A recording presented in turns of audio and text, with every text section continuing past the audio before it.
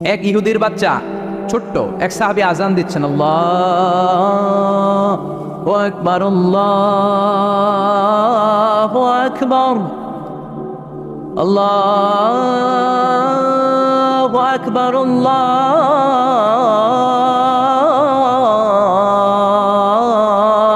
আকবার। এক সাহাবী সফরের মাঝখানে আজান দিচ্ছেন, তো ইহুদিটা পেছন থেকে মুখ ব্যাঙ্গাচ্ছে। ব্যঙ্গ করে না অনেকে? একজনে যে কথাটা বললেন এটা একটু ঘুরাই বললে এটা কি বলে? ব্যঙ্গ করা। বাংলাদেশে কি বলেন এটা? এখানে কি বলেন? ঠেসারায়। ঠেসারায়। এক সাহাবী আজান দেয়, আরেকজন ঠেসারায়। যে ঠেসারায় সে ছোট ইহুদির বাচ্চা। সাহাবী আজান দেয়, এক গাছের ঝোপঝাড়ের পেছন থেকে ইহুদির একটা ছোট্ট ছেলে ঠেসারায়। বিশ্বনবী বললেন এটারে ধর। দুই সাহাবী ছোট্ট বাচ্চাটারে ধরে আনলেন। বিশ্বনবী ছোট্ট বাচ্চাটার মাথার চুলের ঝুটির মধ্যে ধরলেন, চুলে সামনের এই জায়গা আছে না, এটা বললেন নাসিয়া, এই নাসিয়ার মধ্যে ধরলেন। বিশ্বনবী বললেন নাম কি? কি করস? ঠেসারাইলি কেন? ছোট্ট ছেলে বলে মাফ করে দেন। বিশ্বনবী বললেন না, তোর মাফ নাই, যেহেতু তুই ঠেসারাইলি। আমার সাহাবী যেমনি আজান দিছে তুইও দে। কয় আমি দিমু না। কয় তুই দিবি না, তোর বাপে দিব, দে। ঠেসারাইলি কেন? এবার বিশ্বনবীও ছাড়ে না, ভয়ের চোটে ওই ছোট্ট ইহুদির বাচ্চা আজান দিচ্ছে, আল্লাহু আকবার আল্লাহু আকবার আল্লাহু আকবার আল্লাহু আকবার আশহাদু আল্লা ইলাহা ইল্লাল্লাহ আশহাদু আল্লা ইলাহা ইল্লাল্লাহ। এরপর আর পড়ে না। এরপরে আর, কারণ ইহুদিরাও আল্লাহরে মানে কিন্তু নবীরে মানে না। কারণ এরপরে আছে আশহাদু আন্না মুহাম্মাদার রাসূলুল্লাহ সাল্লাল্লাহু। বিশ্বনবী আবার মাথার চুল ধরে টান দিলেন, কহ ঠেসারাইলি কেন? ইহুদির ছোট্ট ছেলেটা এবার ভয়ের চোটে আমার মাইরা ফালাইব। বয়ের চোটে এবার আশহাদু আন্না মুহাম্মাদার রাসূলুল্লাহ, সুবহানাল্লাহ পড়ো। এটা ছিল এই ছেলেটা ইহুদি থাকার কথা ছোট্টবেলায় মদিনায় যখন বিশ্বনবী গেলেন। এরপরে শেষ জীবনে সে কালিমা পড়ে মুসলমান হয়েছে, আলহামদুলিল্লাহ। কোন কালিমা পড়ে মুসলমান হওয়ার পরে বিশ্বনবী তার মাথার চুল ধরে যেরকম টান দিছিলেন আর বলছিলেন ঠেসারাইলি কেন, আজান দে। মাথার সামনের যে অংশে তিনি চুলে খাপ করে ধরেছিলেন, ওই সাহাবী ইহুদি থেকে কালিমা পড়ে সাহাবী হওয়ার পরে বিশ্বনবীর ধরা ওই চুলগুলো তিনি জীবনেও কাটেন নাই। এই সাহাবী ডান দিক দিয়ে চুল কাটে, বাম দিক দিয়ে কাটে, পেছন দিয়ে কাটে, সামনের চুল কাটে না। সামনের চুল বড় হতে হতে মহিলাদের মতো এত বড়, পেছনে কোনো চুল নাই, ডানে বায়ে চুল নাই। চুলগুলো পেঁচিয়ে মাঝখানে রাখে আর পাগড়ি পড়ে। কারো সামনে যখন পাগড়ি খোলে অদ্ভুত চুল দেখে সবাই ভয় পায়। সবাই বলে, ও সাহাবী ঘটনা কি, তোমার মাথার সামনের চুল বড় কেন? এটার কারণ হলো আমি নবীর সাহাবীরে ঠেসারাইছিলাম। কি করছিলাম? আমি ব্যঙ্গ করেছি নবীর সাহাবীকে। সে কারণে আমি যখন ইহুদি ছিলাম, আমার পেয়ারা নবী, আমার বিশ্ব নবী, আমার প্রাণের রাসূল আমার মাথার চুল ধরে বলেছিলেন আজান দে। আমার নবীর বরকতময় হাত আমার মাথার যেই চুলের মধ্যে লেগেছে, মরার আগের দিন পর্যন্ত আমি চাই ওই চুলটা নিয়ে আমি কবরে যাব। এই চুল আমি কাটবো না, এটা আমি রেখে দেবো। সুবহানাল্লাহ পড়েন। বিশ্বনবী আমাদের জন্য মডেল। আমাদের মডেল কে? চিল্লায় বলো, আমাদের মডেল কে? পৃথিবীর কোনো নেতা খেতা আমাদের মডেল নয়, পৃথিবীর কোনো নায়ক নায়িকা আমাদের মডেল নয়। আমাদের মডেল কে? জোরে বলেন, মডেল কে? নাকি শাহরুখ খান, আমির খান, হিরো আলম? আমাদের মডেল কে? আমাদের মডেল একটাই। তিনি কে? সবাই বলেন, তিনি আমাদের মডেল। এজন্য আল্লাহ সূরা দিলেন লেভেল প্লেইং ফিল্ড, সূরাতুল আহজাব। মনে আছে? ভুলে গেছেন মনে হয়। দল কি একটা থাকবে না অনেকগুলা? অনেক দল থাকবে, অনেক মত থাকবে, অনেক মার্কা থাকবে। এই দল নিয়েও মাঝে মাঝে মারামারি আছে না নেই? এই মারামারি যদি বন্ধ করতে হয়, একজনকে মডেল মানবা, তিনি কে?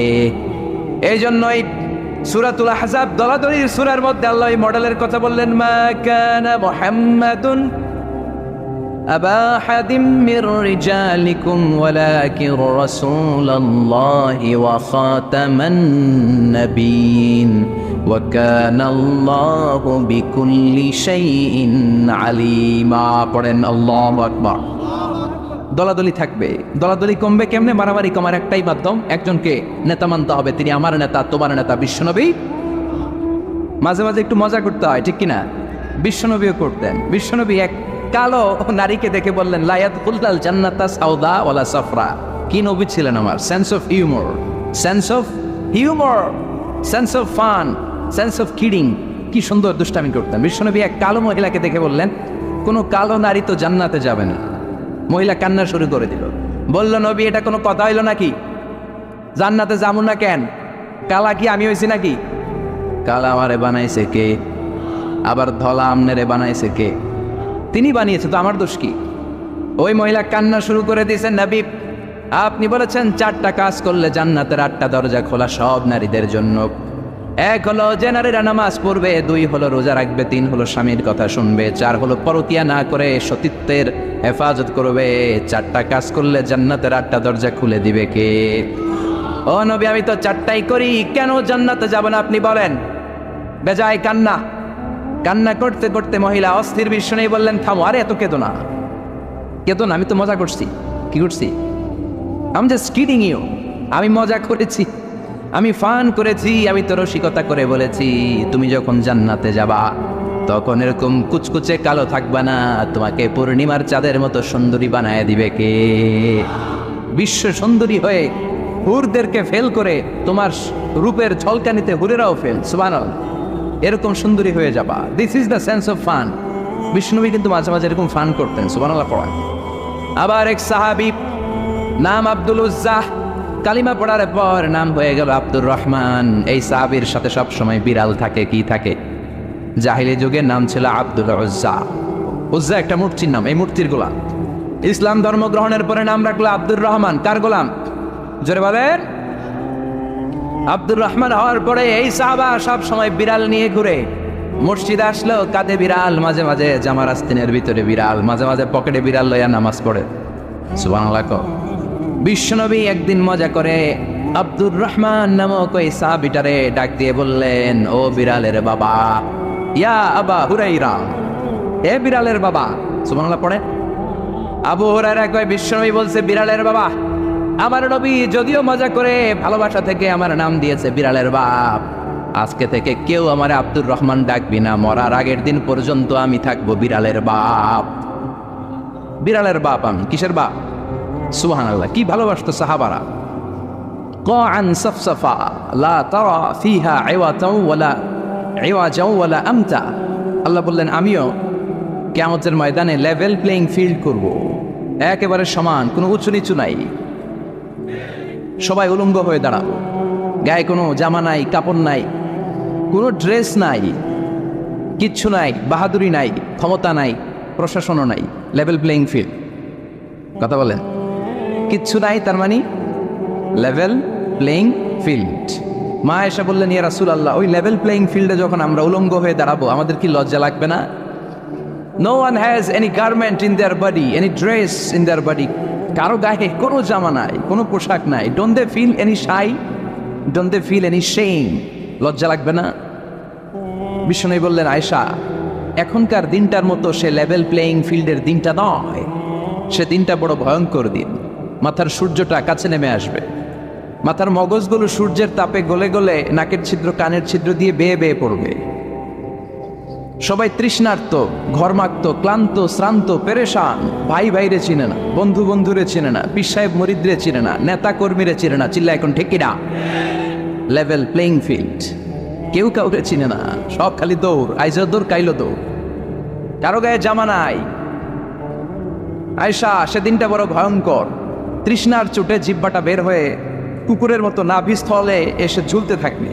কুকুরের জিহ্বা যেমনি গ্রীষ্মকালে ঝুলে, আল্লাহ তুমি বাঁচাও বলে যে চিৎকার শুরু করবে। কার গায়ে জামা আছে, কার গায়ে জামা নাই, এটা কারো খেয়ালই থাকবে না রে Ayesha. This is called level, কথা গন, লেভেল প্লেইং ফিল্ড। সবার সমান সুযোগ, কারোর জন্য এক্সট্রা কোনো সুযোগ নাই। আল্লাহ আমাদের দেশেও তুমি লেভেল প্লেইং ফিল্ডের নির্বাচন উপহার দেওয়ার তৌফিক দান করো। নির্বাচন পূর্ব যত সহিংসতা, মারামারি, অস্থিরতা, বোমাবাজি, হামলা, এগুলো থেকে আমার দেশকে তুমি বাঁচাও।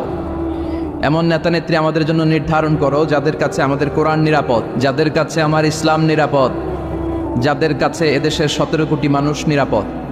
চিল্লায় বলেন ঠিক কিনা? গণতান্ত্রিক দেশে সবচেয়ে বেশি প্রায়োরিটি পাবে জনগণ, ঠিক না? আপনাদের ভোটেই নেতারা নির্বাচিত হয়। এখন আমনে করে ভুলে গেলে চলবে? কথা বলেন। এদেশটা সচল আছে এদেশের মানুষের টাকায়। আমাদের প্রায় 1.5 কোটি লোক দেশের বাইরে কাজ করে। কি করে? কথা কয় না। আমরা কাজ করি, কাজ করে খাওয়া নবীদের সুন্নত। সুবহানাল্লাহ পড়েন। দাউদ আলাইহিস সালাম নিজে কাজ করে ওইটা দিয়ে যে অর্থ উপার্জন করতেন সেটা খেয়ে জীবিকা চালাতেন। চিল্লায় পড়েন সুবহানাল্লাহ। বিশ্বনবী নিজে কাজ করতেন, বিজনেস করতেন, ছাগল চড়াতেন। খাদিজাতুল কুবরা তাহেরা বিশ্বনবীর প্রথম স্ত্রী, প্রিয়তমা স্ত্রী, ওনার আন্ডারে বিশ্বনবী জব করতেন, চাকরি করতেন, মাথার ঘাম পায়ে ফেলে উপার্জন করতেন। চিল্লায় এখন ঠিক কিনা? আমার দেশের প্রায় 1.5 কোটি মানুষ দেশের বাইরে কাজ করে, আর তাদের টাকায় সচল থাকে আমার দেশ। এজন্য তাদের মর্যাদা সবচেয়ে বেশি, জনগণের মতামতের মর্যাদা সবচেয়ে বেশি। খেটে খাওয়া মানুষের মনে কি জ্বালা যন্ত্রণা, এটার মর্যাদা ইসলামে সবচেয়ে বেশি। চিল্লায় বলেন ঠিক কিনা? সৌদি আরবে আমার যে ভাইয়েরা মেথরের চাকরিও করে, তারও 20,000 টাকা দেশে ঢুকে। এজন্য নেতা নেত্রীরা যখন বলে দেশ সিঙ্গাপুর হয়ে যাবে, আমেরিকা হয়ে যাবে, তাদের মাথায় রাখা উচিত দেশটা কিন্তু সচল আছে আমার বিদেশি যে প্রবাসী ভাইরা তাদের কষ্টার্জিত অর্থের টাকায়। চিল্লায় বলেন ঠিক কিনা? এজন্য জনগণের রায় সবচেয়ে বড় রায়। যাদের হৃদয়ে আল্লাহর ভয় আছে তাদেরকে কোনো কিছু দিয়ে কেনা যায় না। ফাঁসির মঞ্চ তার কাছে জান্নাতের গুলবাগিচা। চিল্লায় বলেন ঠিক কিনা? ভয় নাই। মুমিনের ভয় অন্তরে থাকে শুধু একজনের, তিনি কে? চিল্লায় বলেন তিনি কে? আর শাহাদাতের মৃত্যুর চাইতে শ্রেষ্ঠ মৃত্যু আছে? জোরে বলেন আছে? এজন্য বিশ্বনবী সবসময় আল্লাহর কাছে দোয়া করছেন, আল্লাহ আপনি আমাকে শাহাদাতের মৃত্যু দেন, আপনি আমাকে শহীদ হিসেবে কবুল করেন। বিশ্বনবীর কলিজার টুকরা সাহাবা ওমরে ফারুক দোয়া করতেন, আল্লাহ আপনি আমারে শহীদ বানান, নবীর দেশে আমারে মৃত্যু দেন। আল্লাহুম্মা রযুকনা শাহাদাতান ফি সাবিলিক ওয়াল মাউতা ফি বালাদি রাসূলিক। আল্লাহ আপনি আমাকে দিনের পথে শাহাদাতের মৃত্যু দেন, আপনার নবীর শহর মদিনার মধ্যে আমার মৃত্যু দেন। পড়েন আমিন। ওমরে ফারুককে শহীদ হিসেবে কবুল করেছে কে?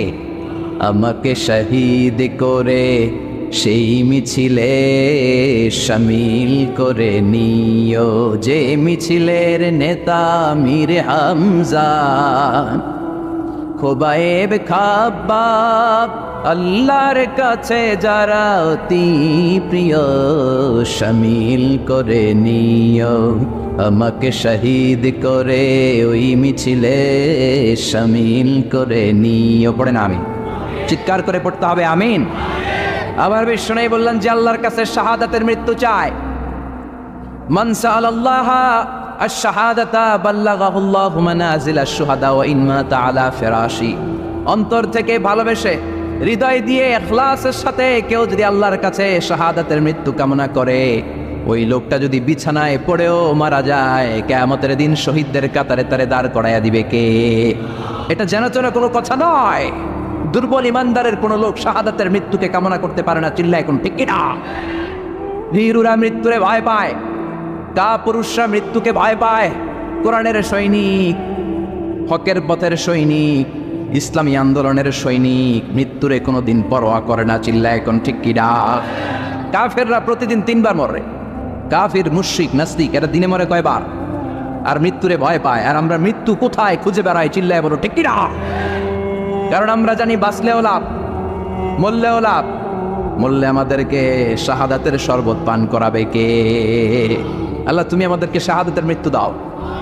আর জোরে চিল্লায় পড়েন আমিন। আবার আল্লাহ বললেন খবরদার আমার শহীদদেরকে মৃত বলো না। ولا تقولوا لمن يقتل في سبيل الله أموات بل أحياء ولكن لا تشعرون। খবরদার আল্লাহর রাস্তায়, আল্লাহর জমিনে আল্লাহর দ্বীনকে কায়েম করতে যে দেহের তাজা রক্ত বিলিয়ে দিয়ে যারা শহীদ হয়, খবরদার তাদেরকে মৃত বলো না, তারা জীবিত। কার কথা? চিল্লায় বলেন কার কথা? শহীদ যখন শাহাদাত বরণ করে গায়ের রক্ত ঝরতে থাকে, তারে গোসল দেওয়া যায় না। বিশ্বনবী বলেছেন রক্ত সহ দাফন দাও। কারণ কিয়ামতের ময়দানে টকটকে রক্ত মাখানো সাদা কাফনের মধ্যে লাল রক্ত লাগলে এটা সুন্দর দেখায়। টকটকে লাল তাজা রক্ত নিয়ে কিয়ামতের ময়দানে শহীদরা দাঁড়াবে আর বলবে আল্লাহ আরেকবার পাঠাও, আরেকবার দুনিয়াতে পাঠাও, আবার জীবনটারে তোমার রাস্তায় বিলিয়ে দিয়ে শহীদ হয়ে আসি। আল্লাহু আকবার। এটা বিরোধের কাজ নয়, এটা মুনাফিকদের কাজ নয়, এটা ইমানদারদের চ্যালেঞ্জ। মুমিন মাত্রই তার হৃদয়ের ভেতরে শাহাদাতের তামান্না থাকবে, চিল্লায় বলো ঠিক কিনা। এজন্য ইসলামী আন্দোলনের সিপাহী সালার যারা, ইসলামের জন্য যারা জীবনটারে বিলিয়ে দিল, শাহাদাতের পেয়ালা পান করলো, আল্লাহ শাহাদাতের সর্বোচ্চ মর্যাদা তুমি তাদের নসিব করো। আমরাও যেন শাহাদাতের তামান্নায় বিভোর থাকতে পারি, কায়মনোবাক্যে তোমার কাছে দোয়া করতে পারি, তুমি তৌফিক দাও। এজন্য ফাঁসিয়াখালীর ভাইয়েরা ফাঁসিকে ভয় করে না, চিল্লায় বলো ঠিক কিনা। মুমিন বান্দারা ইসলামের পক্ষে থাকার কারণে যে জেল জরিমানা আসে, হুমকি ধামকি, এটারে ভয় করে না। মুমিন ভয় করে একজন রে, তিনি কে? চিল্লায় বলেন তিনি কে? বিশ্বনবী বললেন আমি চলে যাব। আল্লাহ দিনকে পরিপূর্ণ করেছেন। বিদায় হজের ভাষণে বিশ্বনবী বললেন আল-ইয়াউমা আকমালতু লাকুম দীনাকুম ওয়া আতমামতু আলাইকুম নি'মাতি ওয়া রাদিতু লাকুমুল ইসলাম দীনা। ইসলামকে তোমাদের ধর্ম বানিয়ে আল্লাহ খুশি হয়ে গেলেন। সুবহানাল্লাহ। ইসলামকে আমাদের ধর্ম বানিয়ে আল্লাহ খুশি। আমরা ইসলামকে পেয়ে খুশি না বেজা? সবাই খুশি। এজন্য আমরা সালাম ফিরানোর পরে নামাজের পরে পড়ি রাদিতু বিল্লাহি ওয়া বিল ইসলামি ওয়া বি মুহাম্মাদিন। তার মানে ইসলাম হিসেবে, ধর্ম হিসেবে ইসলামকে মনোনীত করে আল্লাহ যেমনি খুশি, আমরাও তেমনি খুশি, ঠিক কিনা? এজন্য ইসলামের বাণী চারদিকে ছড়িয়ে পড়বে। ইসলামকে কেউ দাবিয়ে রাখতে পারে না। ইসলাম হচ্ছে বীজের মতো, চারা বীজের মতো। চারা বীজ মাটিতে ঢুকাই দিলে কি হয়? কি হয়? ইসলামের বিরোধীরা ইসলামের মাটির ভিতরে ঢুকাই দিতে চায়, কিন্তু ইসলাম হচ্ছে বীজ, এটা মাটিতে ঢুকাই দিলে ঢুকে থাকে না, এটা উপরের দিকে ওঠে। সুবহানাল্লাহ কবেন না? আবার বিশ্বনবী বললেন ইন্নাল্লাহা জাওয়ালি আল আরদা কুল্লাহা। আল্লাহ গোটা বিশ্বটাকে আমার কাছে ছোট্ট এরকম একটা বলের মতন করে তুলে ধরেছে। ফারাআইতু মাশারিকাহা ওয়া মাগারিবাহা। আর আমি পৃথিবীর পাশ্চাত্য, পৃথিবীর পূর্ব থেকে পশ্চিম প্রান্ত পর্যন্ত সবটা আমি দেখেছি ছোট্ট বলের মতো। আর আল্লাহ বলে দিয়েছেন নবী, আপনার দু চোখ দিয়ে আপনি পৃথিবীর যতটুকু জায়গা দেখলেন, ঠিক ততটুকু জায়গায় ইসলামের বাণী আমি আল্লাহ পৌঁছে দেব।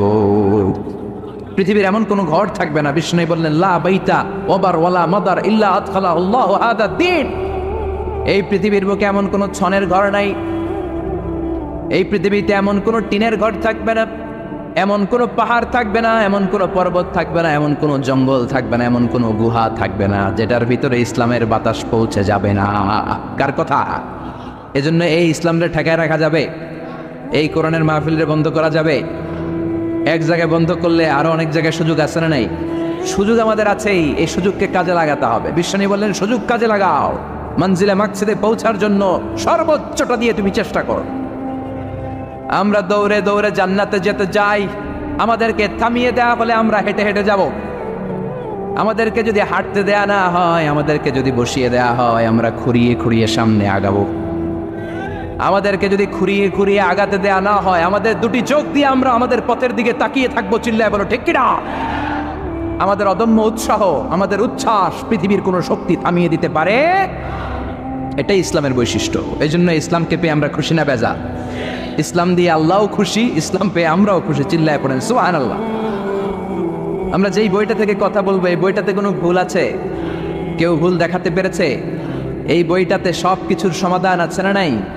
সমাধান চাও যদি জীবনে মরণে, ফিরে যাও খুঁজে নাও, চোখ রাখো কোরআনে। চোখ কোথায় রাখবেন? নাকি টিভির পর্দায়, এটিএন বাংলার পর্দায়? চোখ রাখুন, আসিতেছে আগামী শুক্রবার।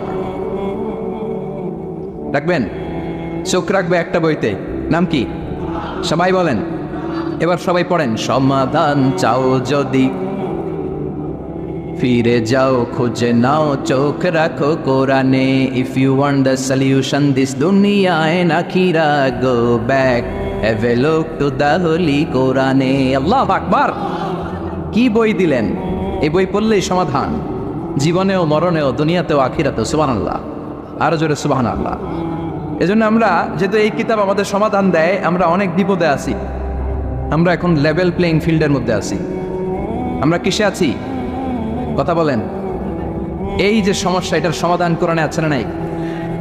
এই যে আমাদের ঐক্য ফ্রন্ট হয়, মহাদলীয় জোট হয়, 20 দলীয় জোট হয়, জোটের কথাও কোরআনে আছে না নাই? দলের কথাও কোরআনে আছে না নাই? কোথায় আছে? কয় কোরআনে। আর কোরআনে তো আছে, এটা আমি বুঝি। কোন জায়গায় আছে? কোরআনে দলাদলির নামে একটা সূরা দিয়েছে আল্লাহ, নাম সূরাতুল আহজাব।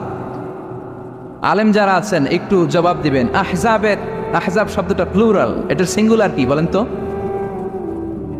হিজবুন। হিজবুন মানে কি? কথা কন, আমার কথা বিশ্বাস করবো না, এই জন্য আপনাকে জিজ্ঞাসা করছি। কেউ রাজনীতি করে, উনি লেভেল প্লেইং ফিল্ড করে এই জায়গায়। হিজবুন মানে কি? হিজবুন মানে দল। হিজবুন মানে দল। হিজবুনের হিজবুল্লাহ মানে আল্লাহর দল। সুবহানাল্লাহ পড়েন।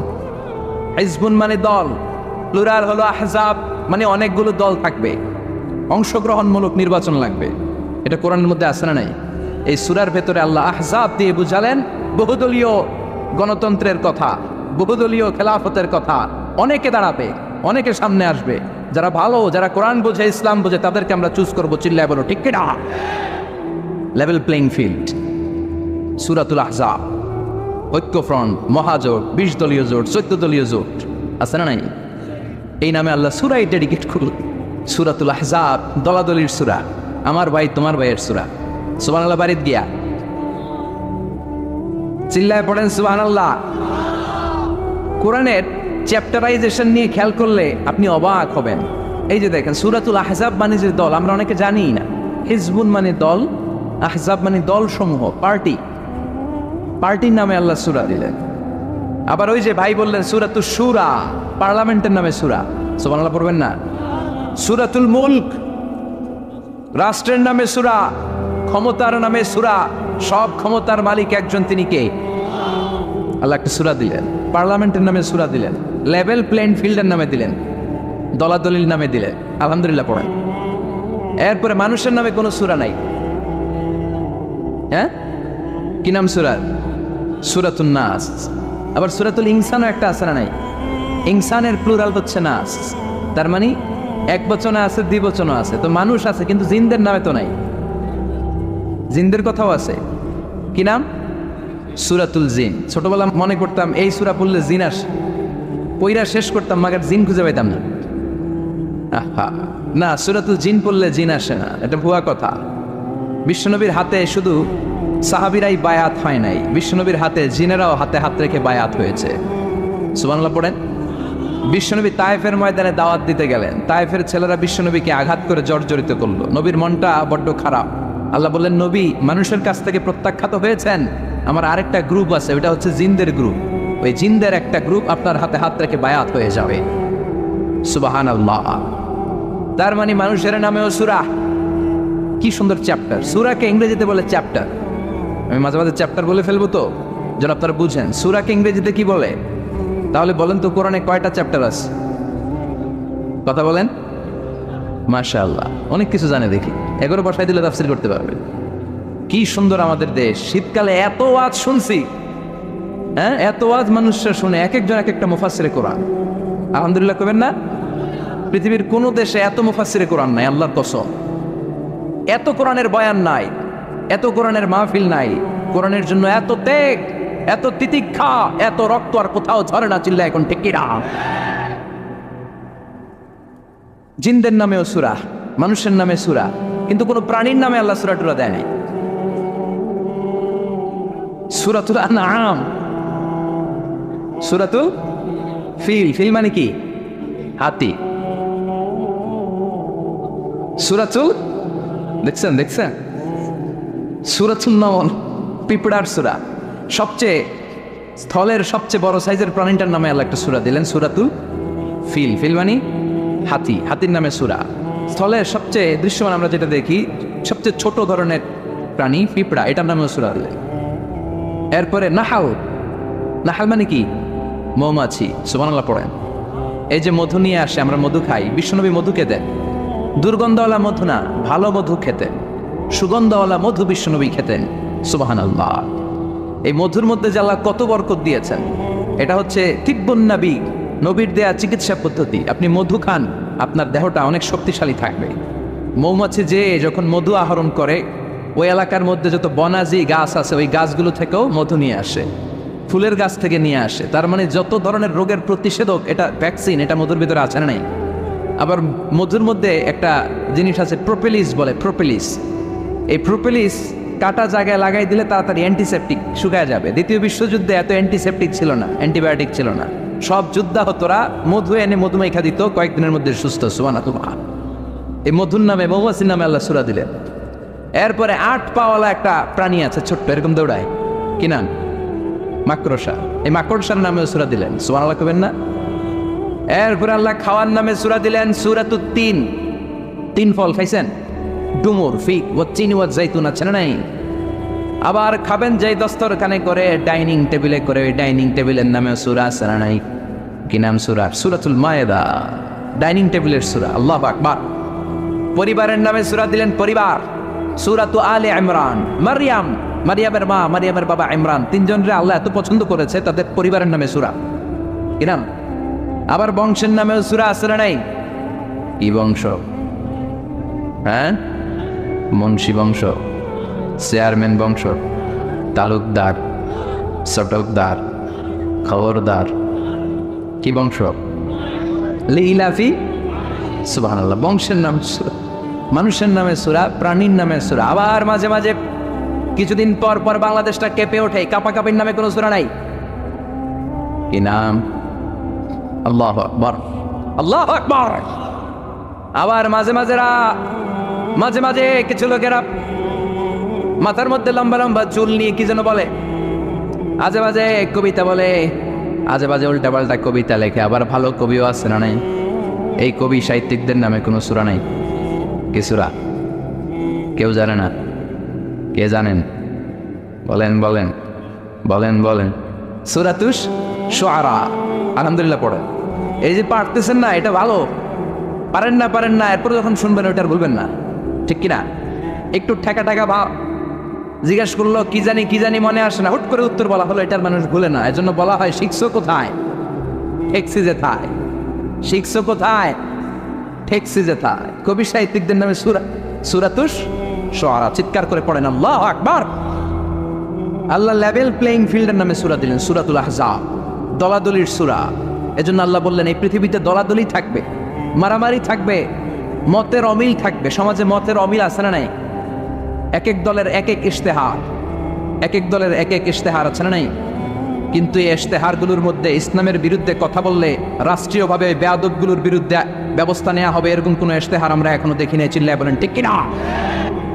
যে ঈমান প্রয়োজনে জ্বলে ওঠে না, যে ঈমান সত্যের কথা বলে না, যে ঈমান প্রয়োজনে জ্বলে ওঠে না,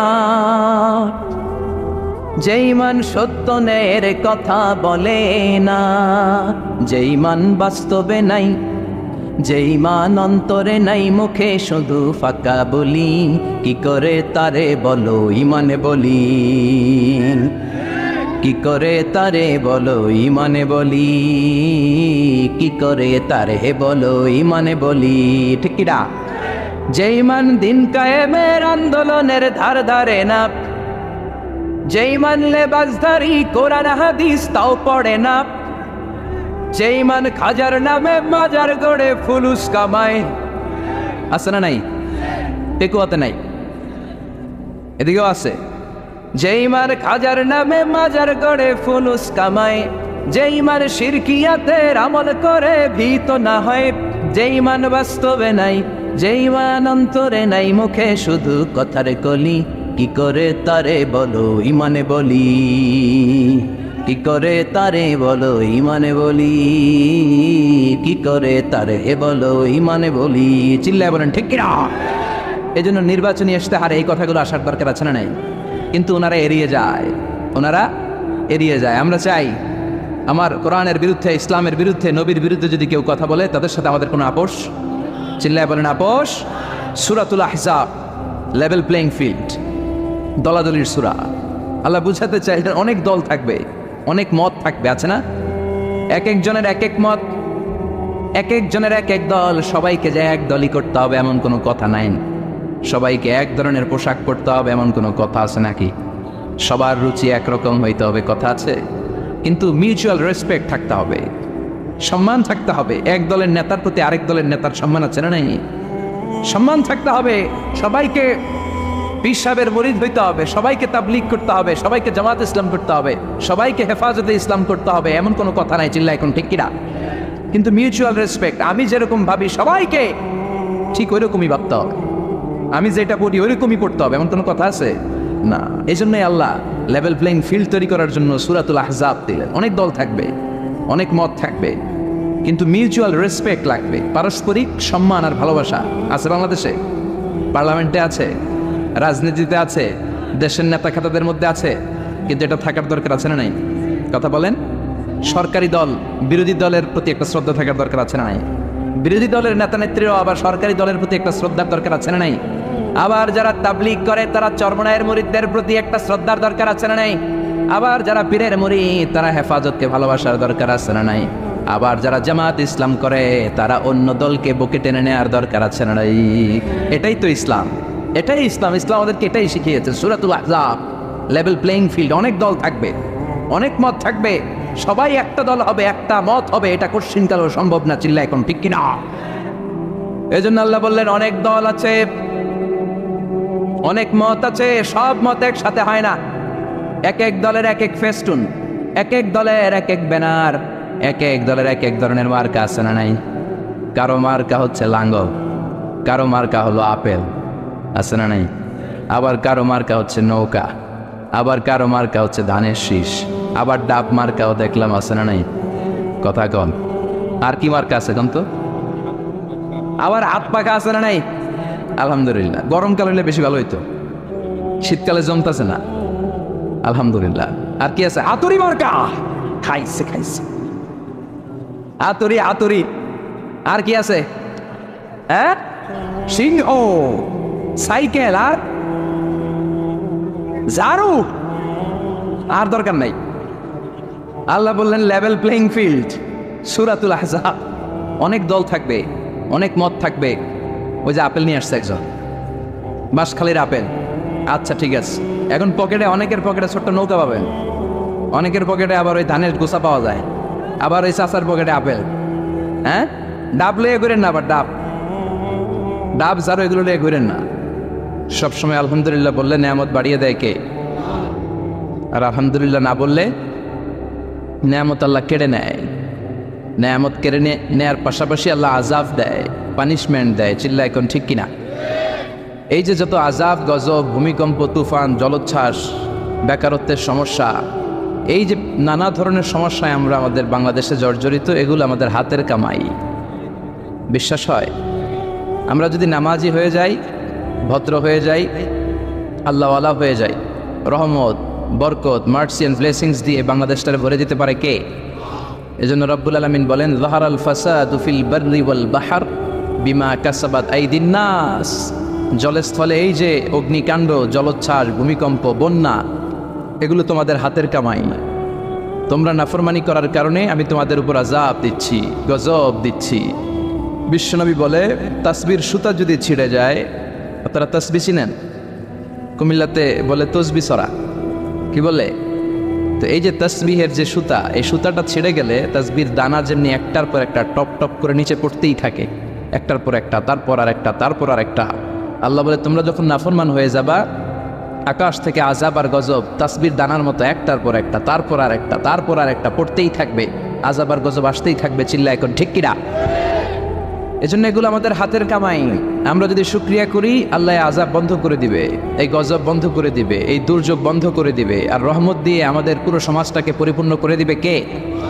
এজন্য সুখে দুঃখে সবসময় আমরা পড়বো আলহামদুলিল্লাহ। কি পড়বো?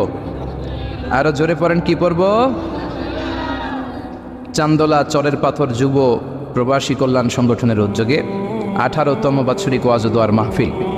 আজকের প্রোগ্রামের সভাপতি জনাব মোহাম্মদ হাজি আব্দুল বারেক, চরের পাথর। কোরআনের বাণীর এমন একটা সম্মোহনী শক্তি আল্লাহ তাআলা কোরআনের ভেতর দিয়েছেন, এর কারণে কোরআনের কথা শুধু আমরা শুনলে আমাদের হৃদয় যে শুধু ঠান্ডা হয় এমনটা নয়, অমুসলিমরাও যদি কোরআনের কথা শুনে অমুসলিমদের অন্তরটারেও ঠান্ডা করে দেয় কে?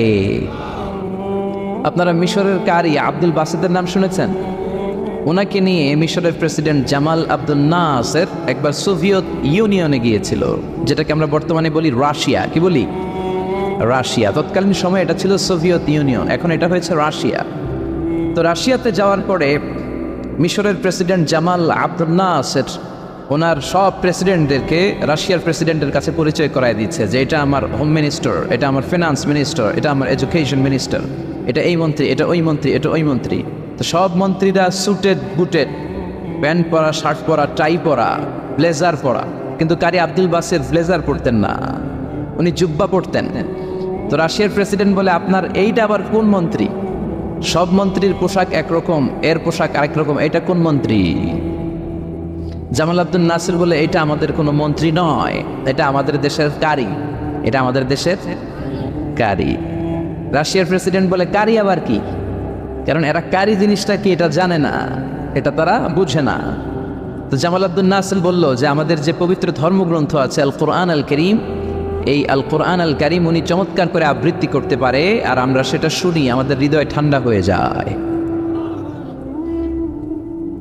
তো রাশিয়ার প্রেসিডেন্ট বলে, আজকে রাতে তো আমাদের একটা পার্টি আছে, নাইট পার্টি। কি পার্টি? এখানে নৈশ ভোজ হবে, খাওয়া দাওয়া হবে, আর হবে বেলি ড্যান্স। কি হবে? রুব্বানে নাচে, কোমর দুলাইয়া, এই সব মুখস্থ। তো এই বেলি ড্যান্স হবে, এই বেলি ড্যান্স আমরা দেখবার, হুইস্কি খাবো, অ্যালকোহল খাবো, মদ খাবো। তো কারি আব্দুল বাসিত ইবনে আব্দুস সামাদকে রাজি করানো হলো। কারি আব্দুল বাসিত ইবনে আব্দুস সামাদ রাজি হলো। উনি গেলেন, যে হল রুমের ভেতরে বেলি ড্যান্স হয় ওখানে ওনার বসানো হলো। সিঙ্গাররা যেখানে গান গায় ওইখানে উনি মাইক্রোফোনের সামনে বসলেন, আর আল্লাহরে বললেন, আল্লাহ, আমার গলায় যত সুর আছে, যত মেলোডি আছে, ভয়েস আছে, সব সুরকে আমি উজাড় করে দিয়ে আজকে তেলাওয়াত করব। তুমি আমার এই তেলাওয়াতের রিদম, এটার আকর্ষণ, এটার অ্যাট্রাকশন এই কমিউনিস্ট লিডারদের অন্তরের ভেতরে ঢুকিয়ে দিও। তখন রাশিয়া ছিল কমিউনিস্ট, সব কমিউনিস্ট লিডাররা বসা, সামনে হুইস্কি, রেড ওয়াইন, অ্যালকোহল, মদের গ্লাস নিয়ে বসা। তা আব্দুল বাসিত আব্দুস সামাদ চোখ বন্ধ করলেন। ওই দিনকার তেলাওয়াতটা উনি চোখ বন্ধ করে করেছিলেন। সুবহানাল্লাহ পড়েন। উনি চোখ বন্ধ করে ওনার গলায় যত সুর আল্লাহ দিয়েছে, যত সুরের ঝংকার তিনি পেয়েছেন, সব উজাড় করে উনি তেলাওয়াত শুরু করলেন, আউযু বিল্লাহি মিনাশ শাইতানির রাজিম। যতক্ষণ তেলাওয়াত চলেছে কেউ মদ খায় নাই, তাকিয়ে রইলেন, মন্ত্রমুগ্ধ হয়ে শুনলেন, আর সকলের চোখ দিয়ে তার দাঁড় করে পানি ঝরতে শুরু করলো। তেলাওয়াত শেষ, আব্দুল বাসের চোখ খুললেন, চোখ খুলে দেখেন কেউ মদ খায় নাই, আর সবাই কান্না জর্জরিত অবস্থায় বসে আছে। মিশরের প্রেসিডেন্ট জামাল আব্দুল নাসির কমিউনিস্ট লিডারদেরকে জিজ্ঞেস করলেন, এই যে আমাদের আবৃত্তিকার ও কোরআন থেকে আবৃত্তি করেছে, আপনারা কি আর অর্থ বুঝেছেন? তারা বলে, না বুঝি নাই। কোনো মানে বুঝেছেন? না বুঝি নাই। তো কেঁদেছেন কেন?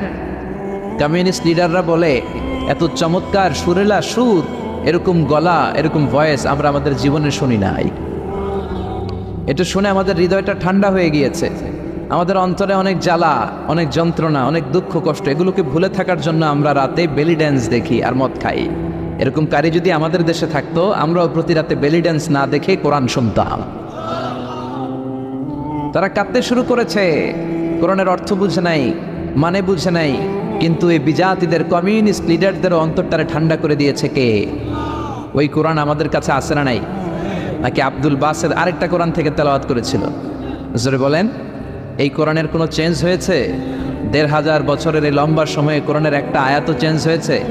একটা শব্দ, একটা অক্ষর, একটা জের জবর পরিবর্তন হয়েছে? জোরে বলেন, হয়েছে? এই কোরআনের মতো আরেকটা বই যদি আমরা পৃথিবীর সবাই মিলে বানাতে চাই, বানানো যাবে? জোরে বলেন, যাবে? আপনারা আহমদ দিদাদের নাম শুনেছেন?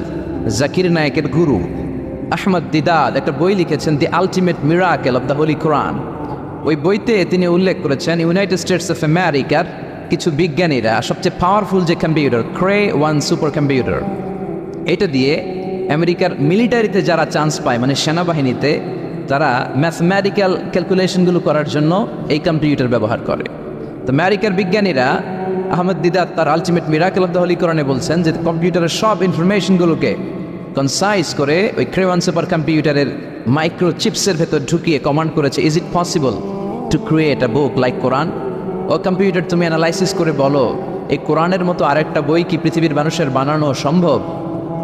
আপনারা বলছেন জি না, কিন্তু কম্পিউটার বলেছে ইয়েস, সম্ভব, it's possible, it's possible, but you need to spend more than 63 octillion years. সম্ভব, কিন্তু পৃথিবীর সব মানুষদেরকে 63 অক্ট্রিলিয়ন বছর বেঁচে থাকা লাগবে আর চেষ্টা করা লাগবে। এটা শুনে বিজ্ঞানীরা তো মহা খুশি, হোক না অক্ট্রিলিয়ন আর ফক্ট্রিলিয়ন, পারাতে যাবে। কিন্তু নিউমেরিক্যাল সায়েন্স বলে যে octillion is very dangerous to reach there. Octillion হচ্ছে এমন একটা সংখ্যা যেটা পর্যন্ত পৌঁছা মানুষের পক্ষে অসম্ভব। সংখ্যাতাত্ত্বিক নিয়ম আমাদেরকে শেখায় যে সংখ্যা শুরু হয়